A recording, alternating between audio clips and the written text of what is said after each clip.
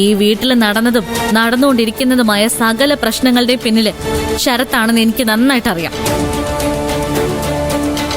അത് തെളിയിക്കാനുള്ള ഓട്ടത്തിലല്ല, പോലീസിന്റെ മുൻപിലൊന്നുമല്ല, നിങ്ങളുടെ മുൻപില്, നിങ്ങളുടെ എല്ലാവരുടെയും മുൻപിൽ എനിക്ക് എല്ലാം തെളിയിക്കണം. അവന്റെ യഥാർത്ഥ മുഖം എന്താണെന്ന് എല്ലാവരും മനസ്സിലാക്കണം. എനിക്കൊന്നും കേക്കണ്ട. നീയേ ശരിയല്ല. നീ വന്നതോടെ ഈ കുടുംബം തകർന്നു. എങ്ങനെ കഴിഞ്ഞിരുന്നൊരു വീടാ ഇത്? എല്ലാം പോയില്ലേ? നീ ഒറ്റ ഒരുത്തി ഇതിനൊക്കെ കാരണം. പണ്ടായിരുന്നു മുത്തശ്ശി ഇങ്ങനെ പറഞ്ഞിരുന്നെങ്കിലേ എനിക്ക് നൊന്തേനെ, ഞാൻ കരഞ്ഞേനെ. പക്ഷെ ഇപ്പോഴും വിഷമില്ലാഞ്ഞിട്ടൊന്നുമല്ല. ഇപ്പൊ എനിക്ക് മുത്തശ്ശിയോട് തോന്നുന്നതേ സഹതാപ. കാരണം സത്യം മനസ്സിലാക്കത്തോണ്ടാണല്ലോ മുത്തശ്ശി ഇങ്ങനെയൊക്കെ പറയുന്നത്. പക്ഷെ ഒരിക്കലെല്ലാം മുത്തശ്ശി തിരിച്ചറിയും. അന്ന് എന്നെ കുറ്റപ്പെടുത്തിയ അതേ നാവുകൊണ്ട് മുത്തശ്ശി എല്ലാം തിരുത്തി പറയുകയും ചെയ്യും. പിന്നെ മുത്തശ്ശി, അതിനി അധികം കാത്തിരിക്കേണ്ട ആവശ്യമില്ല. സമയമായി തുടങ്ങി. മണി മുഴങ്ങാൻ ഇനി അധിക ദിവസമൊന്നുമില്ല.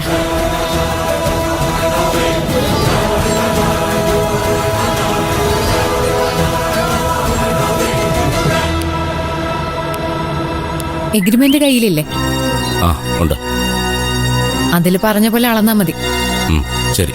അതിനൊരു പ്രശ്നമുണ്ട് പൊന്നുമണി. എഗ്രിമെന്റ് പറഞ്ഞ പോലെ അളന്ന വീട് രണ്ടായിട്ട് മുറിക്കേണ്ടി വരും. മുറിക്കണം. അതിനിപ്പോ എന്താ കുഴപ്പം? അല്ല, നിനക്ക് വേണമെങ്കിൽ 1-2 സെന്റ് സ്ഥലം ഞാൻ കൂടുതൽ തരാം. ഈ വീട് എനിക്ക് വേണം. എനിക്കൊരു നാഴി മണ്ണ് പോലും കൂടുതൽ വേണ്ട. ഒരാളുടെ ഔദാര്യം എനിക്ക് ആവശ്യമില്ല. വിശദമായിട്ട് ചർച്ച ചെയ്തിട്ട് തന്നെയാണല്ലോ നമ്മൾ എഗ്രിമെന്റ് ഉണ്ടാക്കിയത്. അതിലെന്താണോ പറയുന്നത് അതുപോലെ തന്നെ ചെയ്താൽ മതി. മറ്റൊരു ഓൾട്ടറേഷനും അതിൽ വേണ്ട. എനിക്ക് സമ്മതമല്ല. ഞാൻ അതിന് തയ്യാറുമല്ല. എന്റെ അച്ഛൻ വെച്ച വീടായത്. ആരുടെ അച്ഛൻ വെച്ച വീടാണെങ്കിലും മുറിക്കേണ്ടത് മുറിക്കണം. വീട് പോകുന്നത് വിഷമമാണെങ്കിലേ അത് നേരത്തെ ആലോചിക്കണമായിരുന്നു. നിനക്ക് ഈ വീടിനൊരു സെന്റിമെന്റ്സും ഇല്ലല്ലോ. എനിക്കങ്ങനെയല്ല. അതുകൊണ്ടാണ് ഞാൻ പറയുന്നത്. വീട് മുറിക്കാതിരുന്നൂടെ? പറ്റില്ല. ഒന്ന് സമ്മതിക്കും മോളെ. എന്റെ ജീവിതത്തിൽ ഞാനൊരു തീരുമാനം എടുത്തപ്പോ ഇതുപോലെ കെഞ്ചിയതാണല്ലോ ഞാൻ. അന്ന് നിങ്ങൾക്ക് തോന്നിയോ സമ്മതിച്ചു തരാൻ? നിങ്ങളൊക്കെ സ്വാർത്ഥന്മാരാ. നിങ്ങൾക്കൊക്കെ സ്വന്തം കാര്യം മാത്രമേ ഉള്ളൂ. ഞാൻ തയ്യാറല്ല കോംപ്രമൈസിന്. എഗ്രിമെന്റ് പറഞ്ഞതുപോലെ ആണെങ്കിൽ മാത്രം അളക്കാം. അല്ലെങ്കിൽ എന്താ ചെയ്യേണ്ടതെന്ന് എനിക്കറിയാം. വഴക്ക് വേണ്ട മോനെ. ഇവളുടെ ആഗ്രഹം അതാണെങ്കിൽ അങ്ങനെ നടക്കട്ടെ. നമ്മുടെ കുടുംബം നശിപ്പിക്കണം. അതിനാണല്ലോ ഇവൾ ഇങ്ങനെ വാശി പിടിക്കുന്നത്. എന്താന്ന് വെച്ചാ ചെയ്യട്ടെ, നശിക്കട്ടെ എല്ലാം. എഗ്രിമെന്റിൽ എന്താണോ പറയുന്നത് അതുപോലെ ചെയ്താൽ മതി. ശരി സാർ.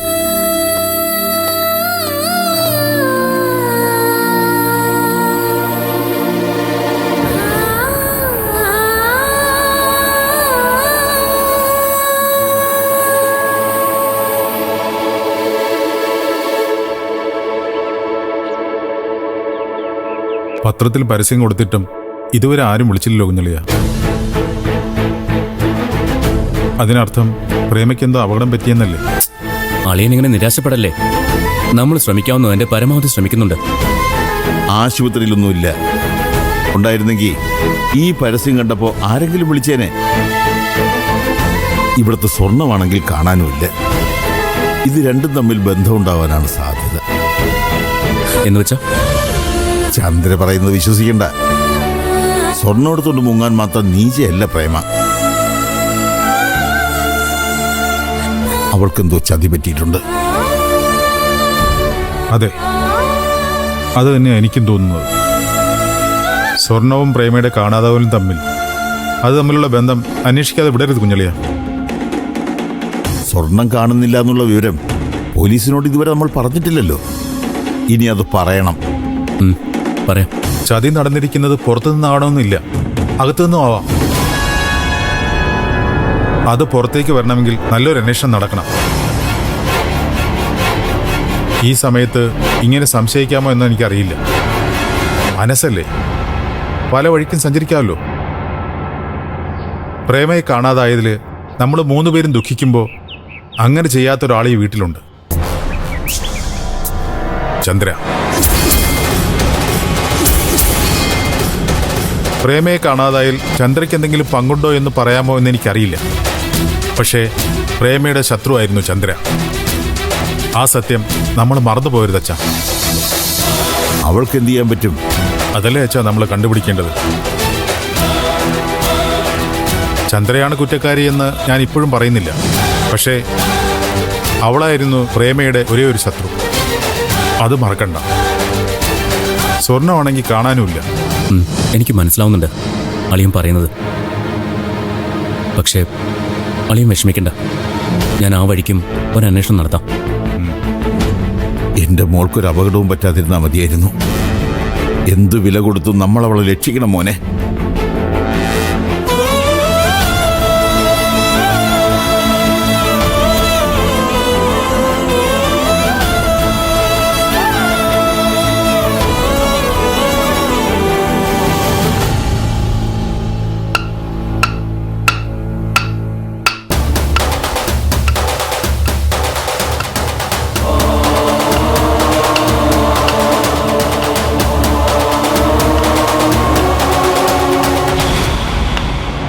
പൊന്നുമണി, ഇത് വേണോ?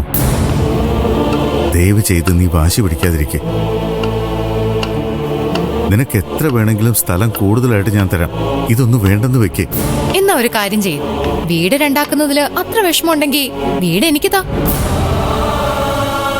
എന്നിട്ട് ബാക്കി സ്ഥലം നിങ്ങൾ എടുത്തോ. എന്താ പറ്റുമോ അത്? ഇല്ലല്ലേ? എനിക്ക് ഈ വീടിനോടുള്ള അറ്റാച്ച്മെന്റ് നിനക്കില്ലല്ലോ. ഒന്ന് വിട്ടുവീഴ്ച ചെയ്യ് പ്ലീസ്. ഇതുപോലെ കരഞ്ഞ് കാല് പിടിച്ചതല്ലേ എന്റെ കരുത്തിന്. ഒരാളും അത് കേട്ടില്ലല്ലോ. കേട്ടില്ലെന്ന് മാത്രമല്ല, ആ ബന്ധം നടക്കാതിരിക്കാൻ ശ്രമിക്കുകയും ചെയ്തു. ഒന്നും ഞാൻ മറന്നിട്ടില്ല. മോളെ, അവൻ കൊള്ളാത്ത ഒരുത്തനായതുകൊണ്ടല്ലേ അങ്ങനെ ചെയ്തത്. അതെന്താ നീ മനസ്സിലാക്കാത്തെ? എനിക്കിനി ഒന്നും മനസ്സിലാക്കണമെന്നില്ല. എല്ലാം എനിക്ക് നന്നായിട്ട് അറിയാം. അതുകൊണ്ട് എന്തെങ്കിലും ഒരു വിട്ടുവീഴ്ച എന്റെ ഭാഗത്തു നിന്നുണ്ടാവുന്ന ആരും പ്രതീക്ഷിക്കണ്ട. അത് നടക്കില്ല. എന്താടോ നോക്കി നിൽക്കുന്നേ? കുറ്റിയടിക്കേ. അടിക്കട്ടെ സാറേ. അടിച്ചോ. അങ്ങനെയെങ്കിലും ഇവൾക്ക് എന്നെ തോൽപ്പിക്കാൻ പറ്റട്ടെ.